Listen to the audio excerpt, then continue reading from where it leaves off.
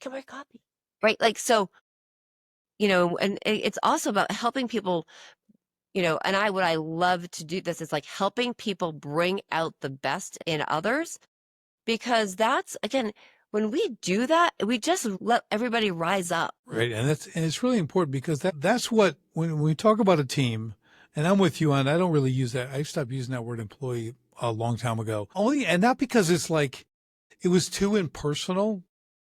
It's like you're just that. Are you tired of working more for less profits in your home service business? What if I could show you $100,000 in hidden annual profits in your business in less than 3 minutes? Would you be interested? And not only show you where, but how to create that 100K in 6 months or less without additional advertising or marketing spend, guaranteed. Just go to sharpenthespearcoaching.com to see how truly simple it is. That's sharpenthespearcoaching.com. Do it now. And we are back on STS Sharpen the Spear podcast with another incredible guest. They just keep coming. I've got Jaclyn Strominger with us today, and I'm going to enjoy this conversation because it's actually different. I've never, out of the hundreds of podcasts I've done, I don't have anyone who's does what you do. Not that you're the only person, but I've never really had a guest who is at your level of what we're going to talk about. Yes, I'm keeping it a mystery because Jaclyn's going to tell us all about it. And as the tradition is on STS, no one knows Jaclyn better than Jaclyn.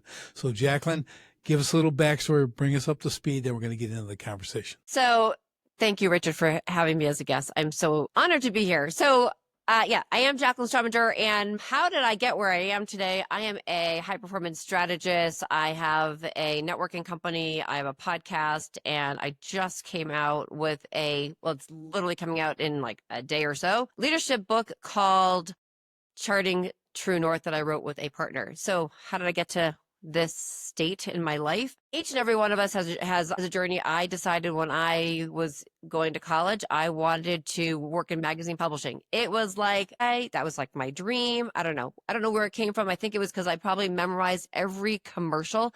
I think I wanted to get into advertising, but I was like, I mean, sitting around as a kid, I could probably really recite, like if you name, like it was like, instead of name that tune, name the commercial. And I could name it.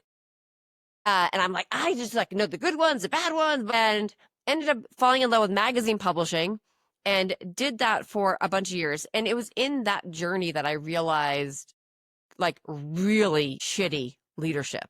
I'm sorry for swearing, but it was amazing to me, the differential that I saw both within myself, like how people led me as my leaders, and people within the company that I was working with. Same company, where me and a coworker had the same position, but different leaders, and how things were different. And it was really quite dramatic. And so it was at that point that I always kept like searching for great leaders and great people. And so fast forward, there's a couple of key pivot points in my life. One was I decided I didn't want to be behind a desk any longer. I was doing consumer marketing. I loved it. I really loved it. Like right brain, left brain. You had to put them together.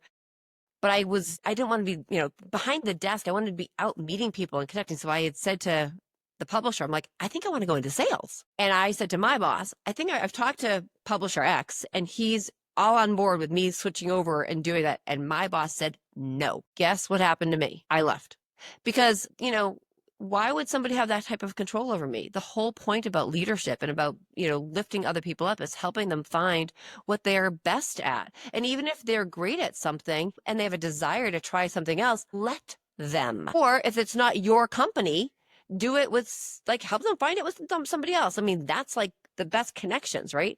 So I realized how important leadership is. And these are all like little lessons. And then, fast forward, I got married, I had kids, I'm in a different version of magazine publishing, but in sales because I loved it. And I had this aha moment one day. I'm literally driving my kids to school, and I'm driving and I used to love the background. I loved my kids talking and hearing what they were saying, but I'm not hearing a damn thing. I was so thinking about where I was at that point in my life that I was like, I know about creating my own vision. I know about creating what my mission is. And had stopped doing all the things that I would do for my team members, with the companies that I was with. I'm like, where am I right now? And I remember getting home and I was like listening to Katy Perry's song Roar. And I got home and I wrote out like what I wanted, what my vision was, where did I want to be. And I like, I don't want to say reinvented myself, but really just spent the time doing some deep dive digging. And it was such a huge turning point where we made that a huge, as I love to say, leap, which is why my business is Leap to Your Success, is that I came up with this. I shared the vision with my family, and that was in March of 2018. And fast forward by August of 2018, we were living across the country. We had changed so many parts of our lives, and we have never looked back and have just kept soaring. Oh, that's awesome. And I love helping people take those leaps and find the confidence and find the courage and find their vision and create those action plans. It's what and it's like I just love living it. Yeah, that's great. I think so many people, everyone wants something, right? Everyone wants to do something different, or they want a different challenge, whatever. But it is that the inability to take action, the inability to make a decision that really holds them back, because they feel, and you can correct me if I'm wrong, but I think what people feel is it's all up to them to make that decision. All the risk is on them, right? They don't bring anyone else into the decision process to see if there's something they should do. And I don't mean that's like that every time, but the reason I'm saying, like, you have a family member, you have a spouse, you have kids, well, maybe you're going to discuss it. Maybe you're just going to decide to do it. Or with what you do now, you bring in what I call the outside eyes. You bring in a coach, you bring someone to say, give me some real direction. Get someone who has experience with this, and then take me through the steps to make the right decision. Because there's people who want to do things and they maybe shouldn't. Okay. Because people think, well, I'm going to go be a singer, but you can't sing. Is that a problem? Okay. Oh, you might want to reconsider the singing thing, right? Because you literally can't sing. So, but let's go with those people who have a skill set and they want to take it, or they have that real desire and they know they can build the competency in that. What does that look like for you? Because I'm interested in how, like, they reach out to you, then what does this process kind of look like? You can just give us high level, but what does it kind of look like to do that, to help people make that stuff, take them to that next level? First of all, I want to go back to something that you just said, Richard, which is basically somebody who can't sing, right? But at some point, it's also trying to find out, not just, it's helping people find what their superpowers are, right? And also trying to find out maybe there's something in you that you don't see for yourself that somebody else sees. And so, to me, one of the things is, like, as a great leader, or even as a coach, I like to find those things, like, and help people see their greatness and help them feel confident about that. And where it starts, I bring everybody through a process of, where are you in your life? Like, if you think of your life as a wheel, because it is, there's different components, and we look at, we break it up into, a pizza pie, and each one of those has a different part. And where are they? Where do you sit? If you could change one thing and make it a little bit better in that area, what is it? Now, I'm not going to say to you, oh, we need to change them all at the same time. We need to work on all those 8 pieces and all parts. No, no, no, no, no. We need to figure out what are the 2 key ones that we really need to look at. But where are you? Like, where are those parts in your life? And then we want to look at, I love looking and having people take a minute and go back and look at their values. What are the key things that make them them? And that they truly believe are their top values that they want to not only embody, but exude. And not that you want to say to somebody, I want to exude being unworthy or selfish. I want to be selfish, but that's not what, but we want to find out what are the key ones that would really make you tick. And who is that within you? And then we want to figure out, what are you doing right now? What are those action things that you're doing? Where are you? Where are you in your work? Where if you're a CEO and you know you want to take your company more, or you want to feel like you want to maybe get away from the imposter syndrome, or maybe you want to just feel that you want to take that company to the next level, we need to look at we need to look at that part within you first, like what makes you you. And then we want to make sure that what makes you you is being felt within your company and the people that are your partners in your company. And I look at every employee as a partner and a team member. I don't like the word employee. It's just something about that. Just I think Disney had it right, right? They call them everybody's a team member or a right? They're, Something. yeah, they're whatever. They wear costumes, not Characters. uniforms, yeah. Yeah, right. Right. They're not all characters, but we all part of that. Like you're Yes, all part of the right. team, right? So it's bringing that out in people and then really looking at what are the things that you are doing every single day. And, what are you doing every week? What are the things that you're focusing on? Because sometimes we do all this stuff, but we're not doing the right things. We're not focusing on the right things.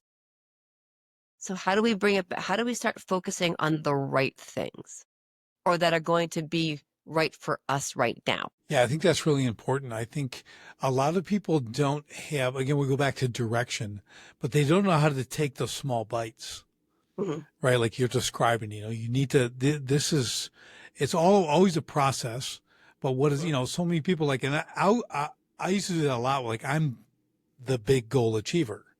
Like I'm going to do all this. I'm going to stay focused on this one thing until I get the whole thing, and I had to teach myself as well. It's small things. Get this, become consistent in this, then we can add another thing. And I had to build the kind of the habit of the ritual or the performance, whatever I'm going to do to take that forward.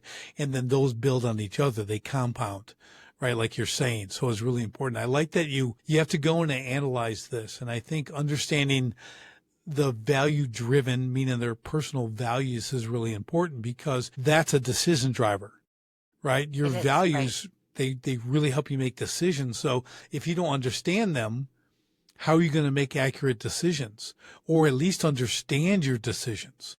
Or on the other hand, other people's decisions that may affect you, like your manager who didn't want to let you sell, they have a Right. different value system and you may not fit. And Right. that's And you why they might, said no, right? right. And the interesting thing is that what I've said to people too is you want to make sure that the people that you're surrounding yourself with, whether it's your company, the people that are in your tribe, you don't have to have the exact same values, obviously, but you have to be in some similar plane. Because when you're not aligned with those people, then you're going to feel tension and you're going to be like, ugh, and then it really should, I mean, it's easier to do with people that you're quote unquote friends with or not friends with, or you want to like not be friends with them. But if it's in a work environment, you need to really, I truly believe to create happiness when you step into whatever work you are doing, the people that are in your fold, that you're part of, whether you're the CEO or you're a team member, the values need to align because when they're not aligned, again, you are not going to feel that you are part of the team. There's going to be misalignment. There's that work friction that's going to come out. And then you're going to start going home and you're going to start complaining. And then it has a ripple effect or the compound effect on that.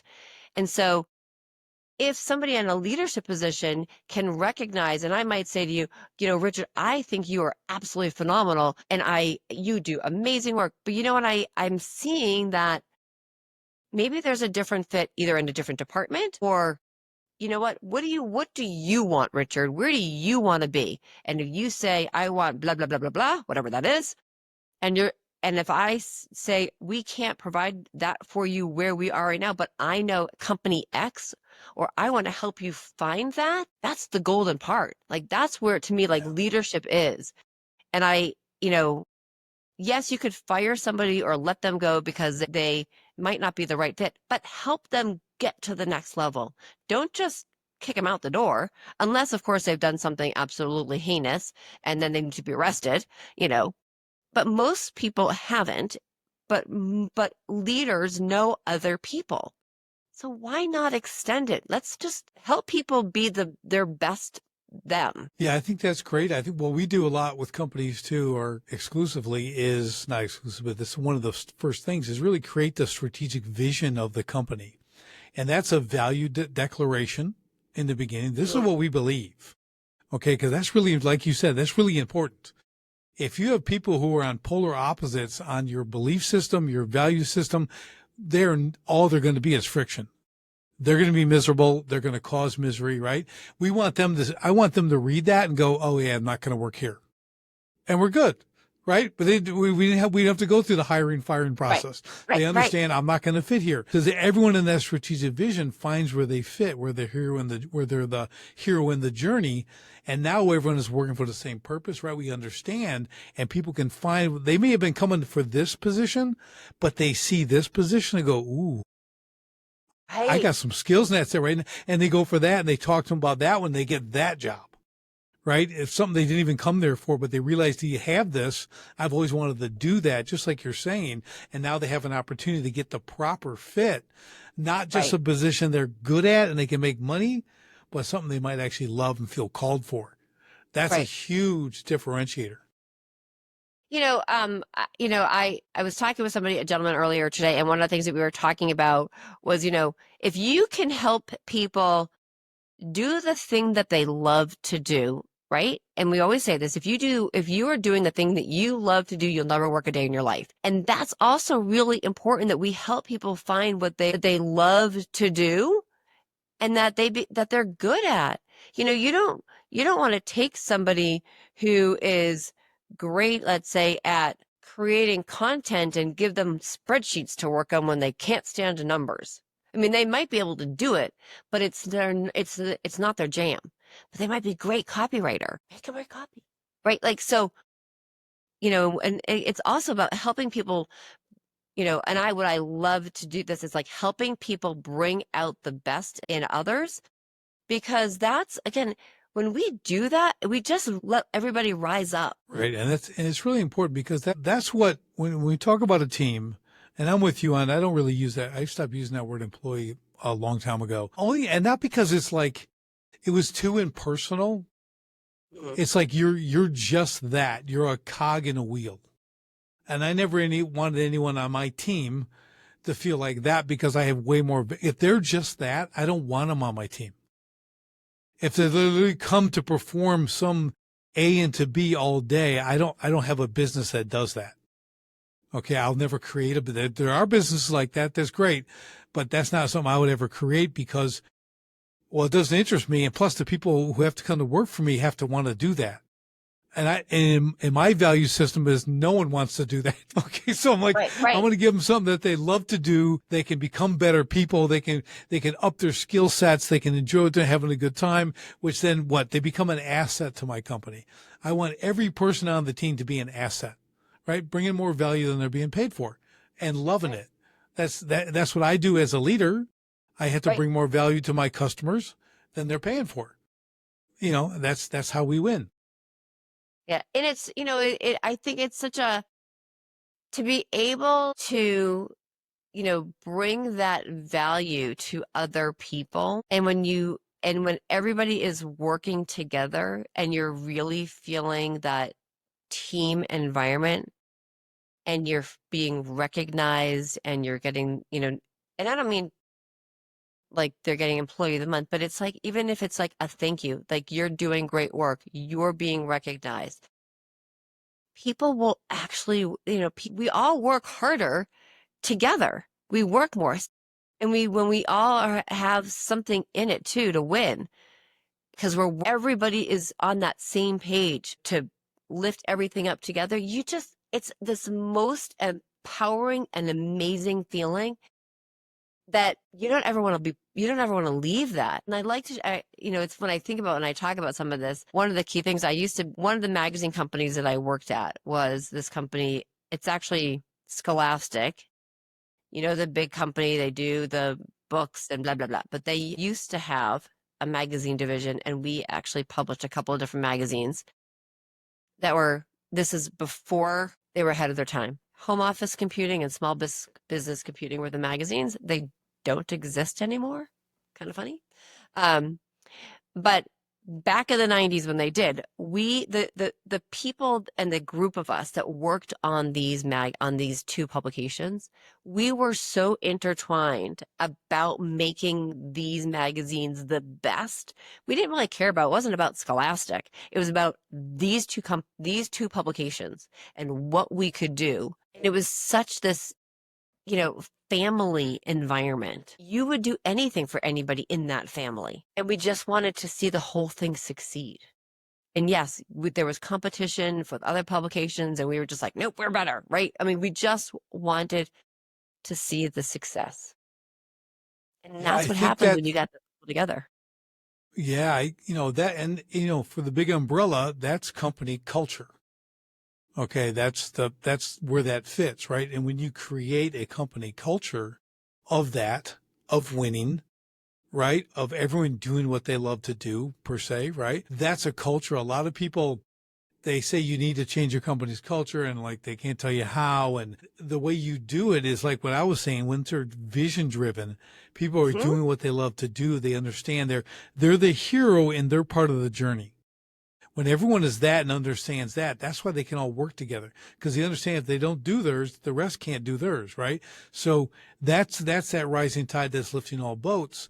And now people, it's purpose, recognition, quality feedback, and then quality pay. Those are the three main things in that order. They know they're coming to work for purpose. You guys want to be number one. You want this amazing magazine.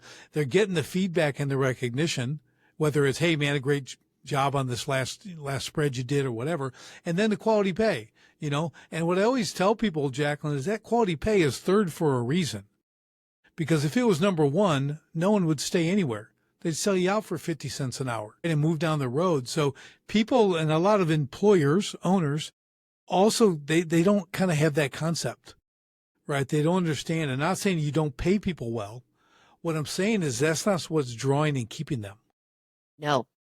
Correct. I mean, people don't leave jobs or companies because of money. They leave because they usually don't feel valued, or they don't feel part of the team, or it's not the right fit. Money, they might say they're leaving because of money because it's an easy excuse, but it's really, if they were really, truly happy and felt that sense of pride and reward for where they were, they wouldn't even look. Right. And it's, I was going to say, it's such an important lesson, and I know it's easy to talk about and easy to say. And I really hope that people really take heed to that. Like, again, we talked about it, like you just said, know your vision, know the mission. And for this case, what was a huge lesson is that for me, and what I love to help people recognize, is that this was a division within a bigger company. The bigger company didn't even pertain to our culture because we were like this offshoot. The other company culture, very different. So if you are a team leader, if you lead a group of people, you can create a culture within your team. Even if it's not the same culture within a company, you can do that and create a different feeling. Well, that's a really good point, because now that's going to be quality leadership, right? That's going to be who's going to create that culture. Someone needs to have that wisdom, that ability to bring the right people together, to give them purpose, recognition, quality pay, that kind of thing. So you're going to need that. But you're exactly right. I've seen it in companies where you have, and they're a little bit larger companies, but they have these divisions and they kill it. You go there, the energy is completely different. They might be on a floor lower, right? And you go in there, it's just a different vibe. The vibe is completely different. And they're getting stuff done, and people are working together, and people are laughing, and they're still getting work done. Everything's being produced. You go another one, it's like, dead silence. It's everyone's heads in the computer and everything else. There's no real communication except maybe at lunch, and stuff like that. But that's a very different, and maybe all those people want that, and that's why they're there. Okay, I got 25 introverts that don't want to speak to anyone, and they want to work on the spreadsheets. Okay, cool. If that's that vibe, right? If you get them all and they all like that, they're all happy because they don't have to talk to anyone, so be it. You've created the right culture for those people. But I really love I always talk about this too. There's no substitution for being in the room. meaning the energy, right? The energy that people give off, that being there. It's not, everything can't be done on Zoom and all that kind of stuff, right? You really got to understand, like, we're going to be together as people. And when we're together like that, the energy goes up and the production goes up, right? The achievements go up because you got this instant feedback, but they're just something that can't be replaced with a screen. And that's when you really can develop your people. Yes, there is so much that you cannot get from a screen. And I talk and I coach people a lot on networking because networking is such a huge part of life and business and making connections. And I always coach people, how do you show up when you walk into that room? And so here's a little nugget that I give to clients and help them kind of walk through is some act or action that you can do before you go into every single networking group to remove the baggage. So I have one client, for her, it was she would wear a jacket in the car, like not a blazer or whatever. She had to wear a jacket. And for her, we would take off the jacket, leave the jacket in the car. That was her taking off her baggage. Walk into the room, whatever happened during the day, whatever's happening at home, it doesn't walk into the room with you. Taking off the coat was her trigger to leave the baggage. Other people, it was walking into the restroom and doing 10 jumping jacks to like create their energy and lift them up. Somebody else that was like, okay, I'm going to wear my ear pods in and I'm going to listen to, like, we picked 3 songs that they were going to specifically listen to. Always. Pumps them up. Okay, and then when you walk into that room, you are ready to go because your vibe will attract the tribe. You can either be the Debbie Downer or whatever you want to call the downer person, or you can be the person that people be like, oh, I want to, like, right? When Harry met Sally, I want to have what she's having, right? You can be the attractor or the detractor. What do you want to be? And then remember, don't say, hi, my name is Jaclyn Strominger. What's your name? Nice to meet you, Richard. What do you do? No, please do not do that. Right. Say, so Richard, I'm so glad to meet you. How many times have you come to these networking events? What are you drinking? Oh, you're drinking a margarita. You're drinking a Diet Coke. Is that your favorite soda? Like 5, right? The 5 questions. What 5 questions can you ask and talk to somebody about before you actually ask them about their business? Get to know people. Leave the baggage, get to know people. Find questions to ask. It goes back to that great saying, no one cares how much you know till they don't know how much you care. So if those 5 questions are about them, that's awesome because now it's them. Who doesn't like people asking them about themselves? Okay, that's pretty well. I know I like it. Okay, so it's like, I can tell you lots of stuff. So it's a really good icebreaker. You hit some really good points. It's the whole, what do you do? What's your name? How often you come here? I mean, it's like bad pickup lines. Okay, in a bar. Like you got to recraft those. Like you said, and once you build them, they become rote, right? When people ask, what do you do? If you tell them you're an attorney, the conversation's over. Okay. You're an attorney. Well, that you could be a million different things, right? Oh, I'm a business coach. I don't tell people I'm a business coach, because that just shuts the conversation down. They don't know what they go. Oh, interesting. I think, like, what is that? You're not going to win a client. You're not going to continue the conversation. You have to go shake the next person's hand and go through it again. So I really love you bring that up because I am not the master networker. Full transparency, okay? When it gets going, if I'm at a table, I'm pretty good. But the initiator, like I'm going to take some of these 5 questions you're talking about and like rethink. I just don't do it a lot. Not because I don't like people. I just don't, I'm usually not in those positions. I'm doing other stuff, but I totally get it. And networking, it can be a one-on-one. Like that's networking. If you meet one person, you're in somewhere that you need the same skill. The same questions. It works everywhere. That's what you're saying. Like if you've got those, that gets the ball rolling. That conversation can go anywhere. And you're starting to build relationship, which is really important.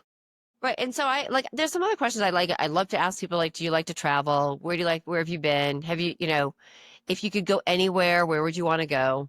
you might even ask people like, I might say to somebody, just small talk. I might walk in and be like, oh, nice to meet you. I'm like, I live in Reno, Nevada. I'm like, can you believe that we just had snow again? So I can't believe we have. So are you a snow person, or are you a skier, snow, or do you like the summer? Like, what are you? Where do you fit? What camp? And you like, you could use like, okay, don't talk politics because that's a bad thing, right? Like, we don't want to, right?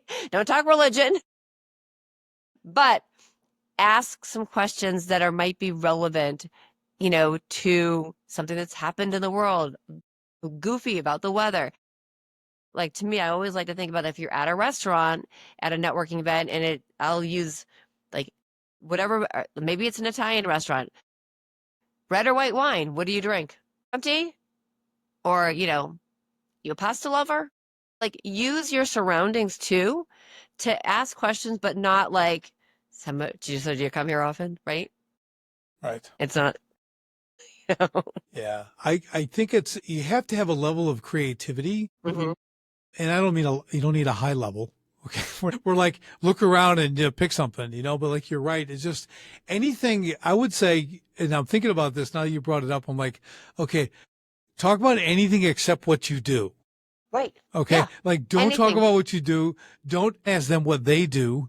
Okay. Those are the two things. You're at a business networking event.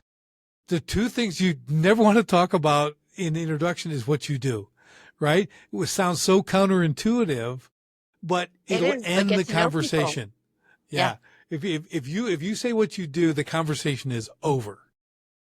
It really is. Because if they're not interested in that specific thing, because they don't understand it, because you gave them this ambiguous term, like, I'm an attorney, I'm this, then they got to dig into what kind of attorney, what do you do? And like, come on. Like, people they go, oh, that's nice. And they may hate attorneys for whatever reason. Right. What did Shakespeare say? First thing, kill all the attorneys. Okay. So, you could be in that camp, right? So you could be that. So I love it. I love that whole thing can't be. And I just thought of this because you said it. Like, you meet someone, never talk about what you do. Like, start the conversation on something totally, because it's going to come right back around to what you do. But they're going to want to know. Yeah. They're going to be curious because you're curious about them. Right. Yeah. And so, That's and awesome. then I always like to say, like, if you're going to tell somebody what you do, not that you want to be flip about it, but say something with curiosity. Like, I might say to somebody, so what do you do? And I might say, you know what? I help people take big leaps. That's cool. You know what I say? What do you say? I say, I help business owners recover lost profits they didn't even know were missing. And they go, I'm not going to say I'm a business advisor. Conversation's over. I tell them that. Right. So. Sure, right? And they go, tell me more. I go, well, that hidden money is what keeps them stuck, unable to grow or scale, stealing their freedom and time. I just help them take it back. So finally they can move forward. That's it. Like, I'm not telling them that's curiosity. Right? So create that curiosity with the people. Right. Right. And then they ask. Exactly. It's awesome. I really think this is really good because you're making me think like I haven't given this any thought. I do. I don't say that. I tell you what I said, but I've never gone past that. Like I've spent a big portion of my life being pretty self-absorbed. I'm not so much that way anymore. So I'm a recovering absorption guy. Yep. I get that. I understand that. So I used to never care what other people do. That was terrible. Oh my God, you and I have a lot in common. I don't even know how I got married. Why my wife married me. She may still ask that, but it's been 25 years. So I've made it work. I really like this, Jaclyn, because again, this one thing where we're all about what we do. Okay. And as men, especially, okay, that's like becomes our identity. Right. But I love this networking concept where you've got to completely flip that. And I'm going to do that. I got a thing coming up. I'm going to do that. Just really, because you know what it does? It also shows a sense of humility, because you're not about me. I'm not puffing my chest. I'm not saying I do this. I'm this person. I've done this and that kind of stuff. But you really are caring about someone else more than you care about you. That's humility, right? It's not thinking less of yourself. It's thinking of yourself less. Yes. That's true humility, right? So I love this. Like this is, I'm sorry if I'm obsessing on this No, it part doesn't. here, but I just think it's so cool because it's like a light bulb just went off here. So I've got a pretty cool technique. You're always learning. Like Right. You are. We're always, yeah, yes. this is new ammo for my belt. Okay. I got some new ammo. I love it. I love it. So good stuff. This is so cool. So let's go next level here. As you're working, so a big thing you do is help people increase their performance, right? So you enhance their performance, you get them to the next levels. I Okay. don't give them drugs. It's not like I'm giving them like steroids Right. or anything like that. Right. We're not doing that. We're not Right. talking That's about right. enhancing Those- performing drugs. Yes. Right.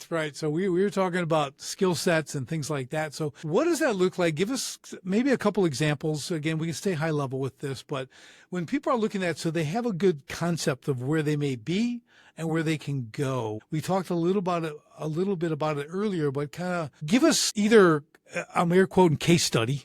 Okay. Like you took this person from here to here. What does that look like? So people have a good concept of what that means. Yep. So I'll give you an example.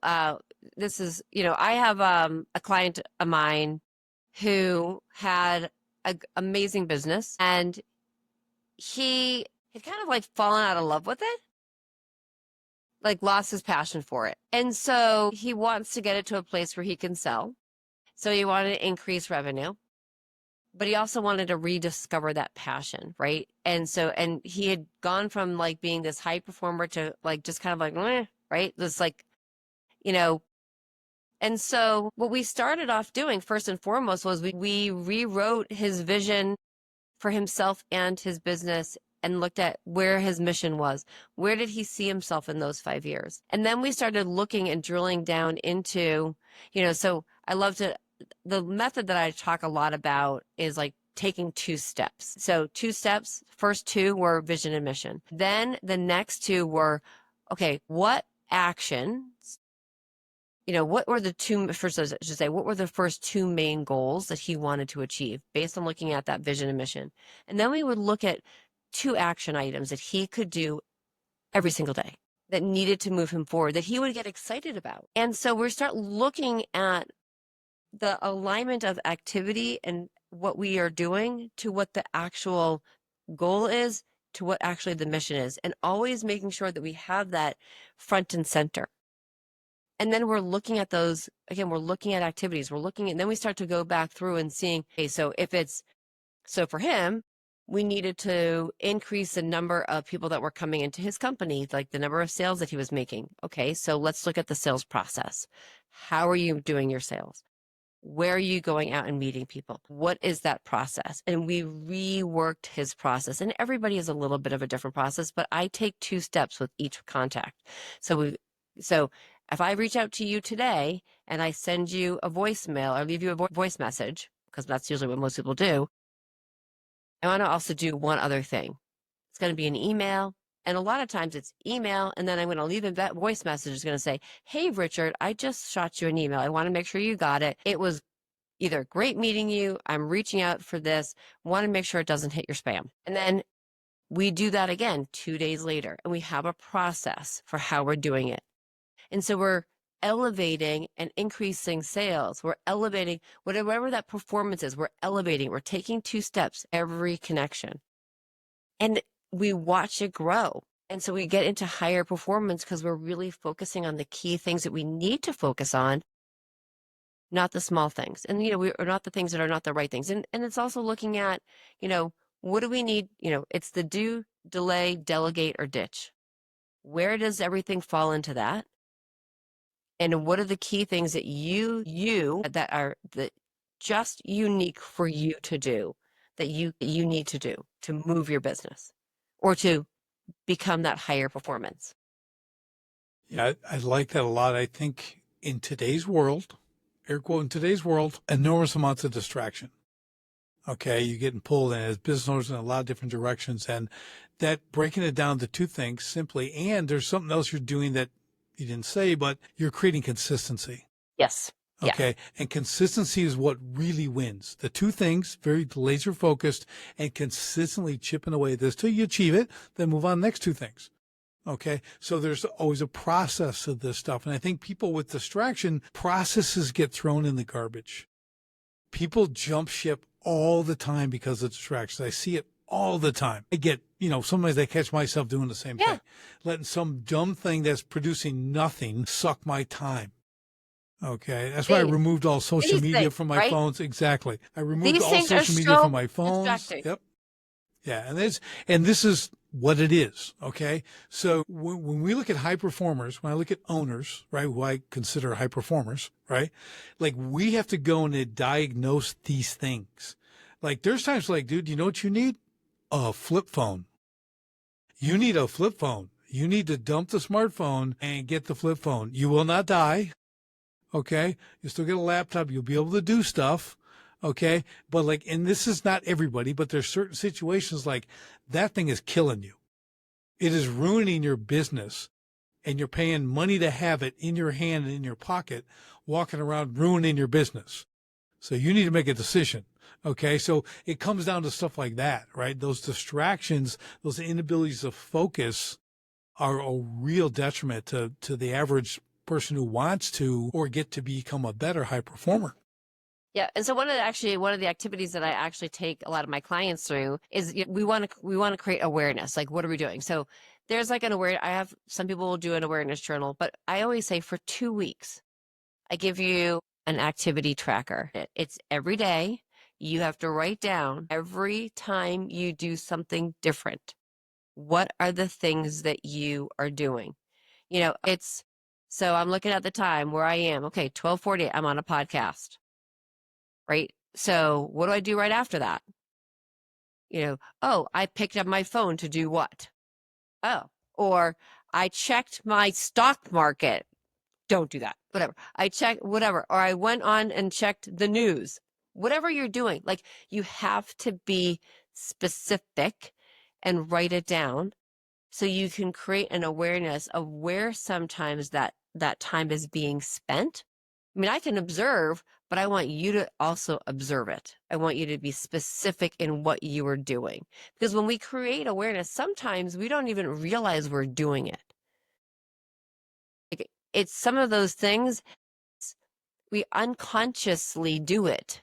So when we track it, it becomes a conscious act, right? Exactly. When you write it down, that's the key. And not going, oh yeah, look, I just looked at my phone. No, it's the writing down, like in pen, on paper, not on the computer. You write it down in pen because that is creating that neural link, if you will, to that. Right. And it's going to be, because what we try to do too is I tell them, listen, we want no unaccounted for time. Like, okay, you're accounting for this, but it's wasted time. Well, like if I give someone 3 different things to do in the day and I assign time to it, then they have a 2-hour window inside there of the 8 hours and they can kind of get caught up. No, we don't do that. That's it has to be assigned time. They have to be accountable for their time because I was just telling someone earlier, the average employee, team member, whatever you want to call them, they waste 2 hours per day. Okay, salary.com did this huge say 2 hours a day. If you have 5 people, that's 10 hours a day. That's 50 hours a week. Wasted. Unaccounted for time. Do a payroll on that. Okay, that is crazy. Right. So people need accountable time, right? So you doing these things and you can track and measure all that stuff. But I love where you start with the activity tracker because I'm almost be afraid to do that. I'm pretty good, but boy, you start looking at it like, man, I am a sloth. Okay. You start like, I don't do nothing. How do I actually have a business? So it can be that stark of a realization because like your guy who kind of lost his love for it. He probably got everything so good doing so much that it became comfortable and he's just on autopilot. And that's why there's nothing to challenge him. He perfected. And now he needs to sell the business. He needs to go do another business and build it again and go through that love. Because really his love was probably building the business. Building it. Right. Building it. Not necessarily the thing that it was building. It's like he's a true entrepreneur. He wants to build another one and sell it and go on. So that's really awesome. That's good stuff. So I love that example, Jaclyn. And I think people should, if they do 7 days, if they do 5 days, just grab a notebook, Write down the stuff. Every time you do something different, now it's going to be ugly the first day because you're going to forget, and then you're going to, and then you're going to start seeing yourself writing something every 45 seconds, and you're really going to be bummed out because you're like, you're a complete squirrel. You're a total squirrel. Yeah. So it's like, I can see that happening too. There could be a level of like, yeesh, this is kind of bad, but I really think it's a great exercise, a simple one to do. And because we do it too, take a week. And I want to see everything you're doing in that time frame. Forget about the personal time when you get home. That's a whole nother thing. That'll be another issue a few months down the road, right? We'll talk about that because you're probably doing the same nonsense at home and you're not paying attention to your spouse. You're not paying attention to your kids. You got all these different distractions. So I'm going to wrap this up with that because I think that's a huge takeaway. We've talked about some really good points here, and that self-awareness is a big one, right?